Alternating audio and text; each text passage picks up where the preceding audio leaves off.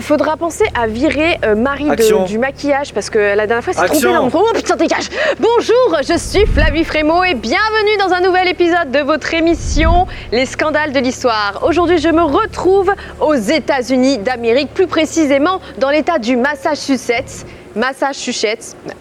Mais plus précisément dans la ville de Salem où a eu lieu les procès des sorcières de Salem. C'est notre sujet du jour. Il s'est passé des choses il y a plus d'un siècle, qui est égal à un siècle 100 ans. Nous allons découvrir ça. C'est parti.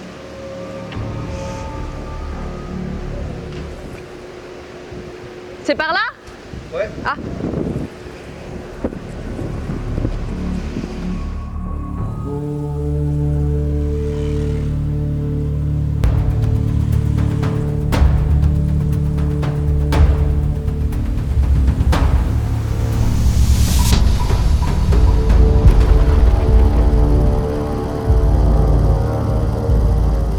Tout commence pendant l'hiver de 1691-1692. Betty, j'ai oublié son nom de famille, Paris, ainsi que Abigail Williams, toutes les deux filles et nièces du révérend William Paris. Putain, il y a trop de noms, je retiens pas les noms de mes abonnés. C'est Samuel Paris. Samuel Paris se retrouve pour jouer à des jeux de divination.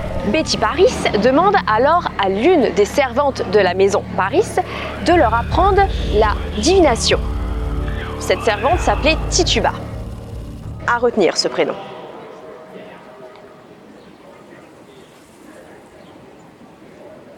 Je dois continuer ? Après que Tituba leur ait fait une séance de divination, l'une des jeunes filles, Abigail, commença à voir des spectres. À la suite de ça, c'est au tour de la plus jeune, Betty, de voir des spectres à son tour. Et là, le comportement des deux jeunes filles devenait de plus en plus inquiétant. Elles se cachent, parlent une autre langue et commencent même à avoir des convulsions et des hallucinations. J'ai soif, Ferran, je pourrais avoir un peu d'eau ?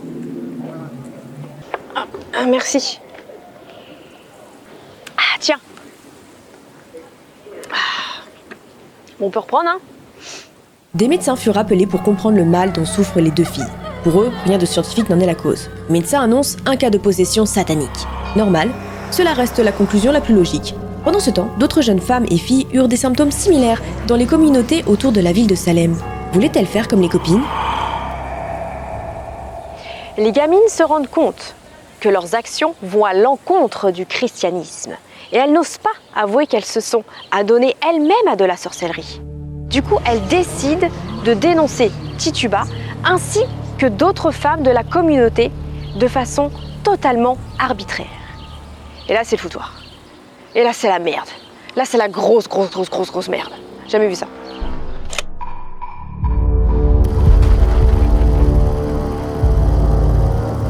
Les trois premières femmes accusées de sorcellerie sont Sarah Osborne, Sarah Good et Tituba. Sarah Good est une mendiante, fille déshéritée d'une aubergiste française qui s'était donné la mort quand Sarah était adolescente. Une femme louche, elle murmure quand on lui donne de la nourriture. Sarah Osborne est une vieille femme alitée, avec plein de thunes. Quant à Tituba, c'est l'esclave barbadienne de Samuel Paris.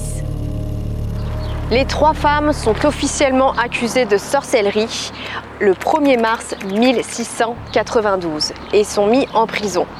Malgré ces deux arrestations, Abigail et Betty continuent d'avoir des crises et d'autres accusations suivent, histoire de bien continuer à foutre la merde. Cette histoire, c'est abusé. Je sais pas vous, mais moi ça me choque, hein. Dorothy Good, la fille de Sarah Good, âgée de 4 ans, Rebecca Nurse, une grand-mère malade et pieuse, Abigail Hobbs et plein d'autres qui ne plaisaient pas aux deux accusatrices.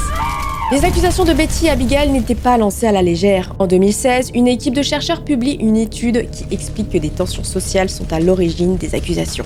Notamment le fait que la grande majorité des accusés vivaient à Salem, la ville portuaire donc plus riche. Alors que les accusatrices venaient de Salem village, plus rural, à l'intérieur des terres. Auraient-elles été influencées par leurs parents ? Une histoire de jalousie ? ou un gros mensonge qui devient tout simplement incontrôlable. Les prisons se remplissent progressivement et un nouveau problème surgit. Sans forme légitime de gouvernement, les accusés ne peuvent être jugés.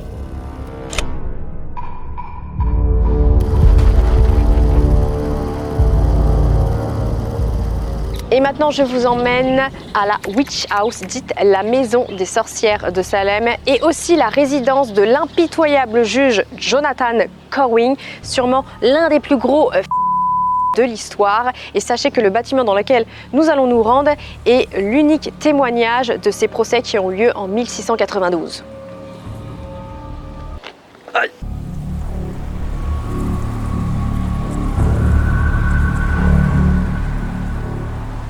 Nous sommes devant la Witch House et c'est en mai 1692 qu'arrive le gouverneur William Phipps, quelque chose comme ça, et qui instaure la Cour of Oyer, and Terminer, la cour entendre et décider. En gros, c'est je t'écoute mais j'en ai rien à faire. Qui est donc dirigé par ce fameux Jonathan Corwin, le gros. Et une fois mis en place, une fois par mois, a lieu un procès et l'accusé de sorcellerie sera inévitablement condamné à mort, sans possibilité d'acquittement. Seuls ceux qui plaident coupables et dénoncent d'autres suspects évitent l'exécution capitale.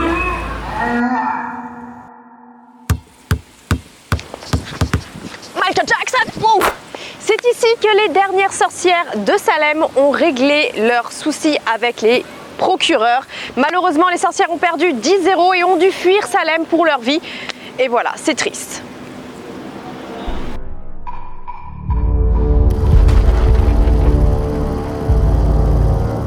Les procès en sorcellerie s'achèvent finalement en octobre 1692. Les accusés sont progressivement remis en liberté jusqu'au printemps suivant. Officiellement, c'est le gouverneur du Massachusetts, comment s'appelle-t-il déjà? Oui, William Phil, qui donne l'arrêt à la procédure suite à l'appel formé par le clergé bostonien.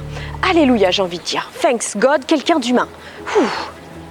Aidé par l'écrivain puritain Increase Mather, ce dernier écrivit Cases of Conscience Concerning Evil Spirits, cas de conscience concernant les esprits maléfiques.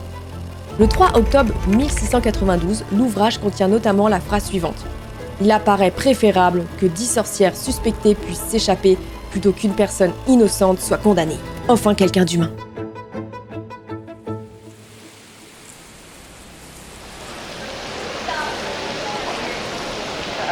Et d'après des sources officielles, c'est ici que les sorcières du XVIIe siècle venaient s'habiller. Malheureusement, avant d'être exécutées, ce n'était pas très malin de leur part. Mais cette boutique existait déjà apparemment, c'est ce qu'on m'a dit. Donc venez, nous allons aller voir les costumes.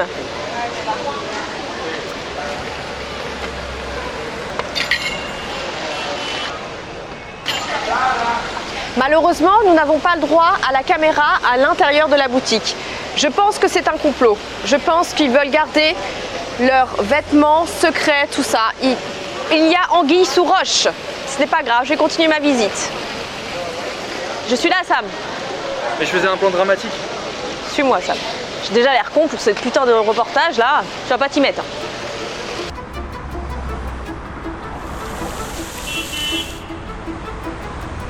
Dès 1695, beaucoup de gens ont remis en cause le rôle des magistrats de Salem dans la persécution et la mort des innocents. Le fait qu'énormément de personnes accusées de sorcellerie ont vu leur réputation ternie alors que les accusateurs ont pu retourner à une vie normale fut perçu comme une énorme injustice. Et on peut les comprendre. Rappelez-vous que tout ça débute à cause de deux gamines, une de 9 ans et de 11 ans. Elles ont pu retourner jouer à la dinette normalement, après avoir foutu un énorme bordel. Quelques années plus tard, le tribunal demanda, pour redorer son image, au juge des procès de Salem de faire des excuses publiques en demandant pardon aux victimes et à leurs familles. Les gouverneurs ont ensuite fait en sorte que ces excuses soient retransmises dans des journaux. Entre 1700 et 1703, des requêtes furent déposées pour faire annuler les condamnations et pour innocenter les accusés. Et un dédommagement fut autorisé pour les familles des personnes injustement exécutées. Toute cette histoire démontre que certains humains sont très cons depuis des siècles, qu'il suffisait que vous soyez un peu différent de la norme de la société pour qu'on vous accuse de sorcellerie. La peur et l'ignorance ont conduit une poignée de gens à commettre une folie. Et t'es sûr du plan, Sam? Bah ouais, il est bien. Ok. Maintenant à Salem, il y fait bon vivre. De l'eau a coulé sous les ponts. Les habitants de Salem, dans le Massachusetts. n'oublient pas, et vendent leur histoire dans plein de jolies boutiques remplies de magie. Maintenant, Salem est devenue une ville touristique où vous pouvez y retrouver des boutiques pour les touristes, mais pas que. Il y a aussi des espèces d'attractions d'horreur que nous allons voir tout de suite.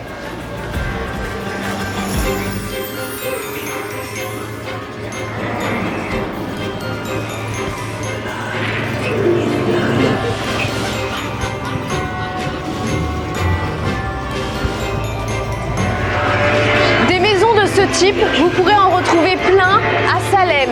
Ce sont des circuits d'horreur, comme ici.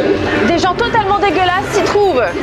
Et elles sont censées faire peur aux gens, aux touristes qui s'y aventurent. Oh là là là là là. Mais qu'est-ce que... Oh mon Dieu! Je suis pas payée assez cher pour ça. Et ce genre de choses est censé amuser les gens? Mais qu'est-ce que c'est? Oh mais qu'est-ce que c'est horrible? C'est horrible! C'est pas possible, ça s'arrête jamais cette merde! On m'envoie où là? Salem de ses morts! Et donc ici les gens ils trouvent du plaisir, trouvent cela funny. Je ne comprends pas ces gens, il n'y a rien de fun. C'est satanique. Je n'apprécie pas du tout.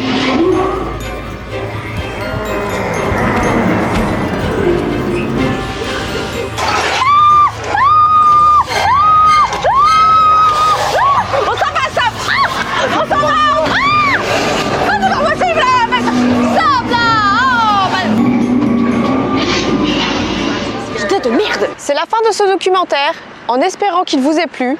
Pour ma part, je repars vers de nouveaux horizons, découvrir de nouveaux scandales que l'histoire a tenté de nous cacher.